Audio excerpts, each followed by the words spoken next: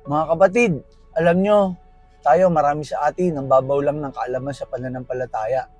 Sino ba sa atin yung nagbabasa talaga at nag-aaral ng Bible? Sino ba sa atin na nagsusuri? Karamihan sa atin wala namang pake. Naniniwala lang tayo kung sino yung maganda mag-deliver. Kaya pag maganda yung delivery, akala na natin tama.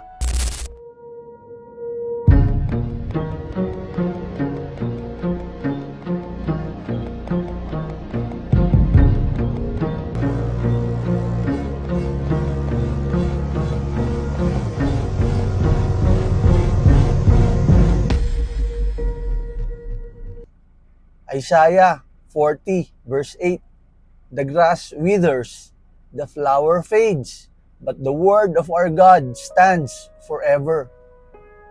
Ang verse na ito ay makapangyarihang paalala, ang walang hanggang kalikasan ng salita ng Panginoon versus mga pansamantalang bagay na pinagkakaabalahan at tinatamasa natin dito sa mundong ito. Ang mga salita na nasusulat sa Bible has a very enduring nature. Bible is the basic instruction before leaving earth. Isipin mo, basic instruction bago mo lisanin ng mundo? Paano na lang kung wala kang alam o mababaw lang ang nalalaman mo tungkol sa basic instruction, sa mga katotohanan ng salita at mga utos ng Panginoon? Paano na lang tayo? Ang verse ay nag-highlight yung temporary existence of the world and the eternal and constant promises of the Lord. At ano ba ang pinipili ng tao? Yung temporary. Palasak na yung kasabihan na life is a constant change. Sa ating araw-araw na buhay, nakikita natin ang transitory nature ng material things. Ang ganda ng bulaklak, ang kulay ng damo, ay hindi permanente. Lagi itong maglalaho. Amidst this ever-changing landscape, ang salita ng Panginoon will remain upon which we can rely. God's Word is a firm foundation. Kaya kapatid, mahalaga ang may tanim ka ng salita ng Panginoon sapagkat ito ang magliligtas sa iyo. Hindi yung kapangyarihan mo o yung posisyon mo, maganda mong bahay, maganda mong sasakyan, yung successful life mo, hindi yan ang magliligtas sa iyo.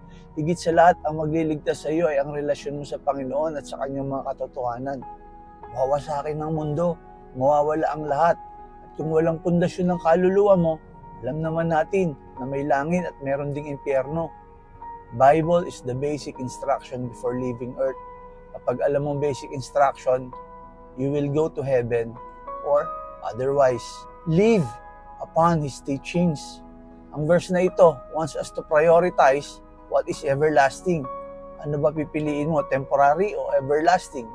Investing our time sa pag-aaral, pag-unawa at pamumuhay ng naayong salita ng Panginoon sa banal na kasulatan. Ito ay isang matalinong investment na may walang katapusang dibidendo. Sa mundong ito na walang kasiguraduhan at pansamantala lang at mapupunta sa pagkawasak, importante na iangkla natin ang ating buhay sa salita ng Panginoon na isang bagay na hindi kailanman kukupas o magbabago. Tara kapatid, manalangin tayo sa Panginoon, maaari kang yumukod o ipikit ang iyong mata at damhin natin ang presensya ni Lord. Aming dakilang Diyos, salamat sa iyong kabutihan at kadakilaan sa aming buhay. Salamat sa gift of your eternal word. Tulungan mo kami, Lord, na i-cherish at i-uphold ang iyong katotohanan na makikita sa banal na Biblia. Alam naman namin na ang iyong mga salita ay di kailanman kukupas at magbabago na katulad ng mga bulaklak, mga puno at halaman na kailangang lumisan. Palakasin mo kami, Ama, at mamuhay kami on the firm foundation of your word. Papa sa amin ang kapayapaan at guidance mo mula sa iyong everlasting truths. Ang lahat ng ito ay amin pong itinataas sa iyong kapurihan sa pangalan ni Jesus na aming dakilang tagapagligtas. Amen. Salamat kapatid. Paki-like at paki-share at marami pa tayong ma-inspire at ma-evangelize. Sama-sama tayo araw-araw sa pagdi-daily word. Makita tayo bukas.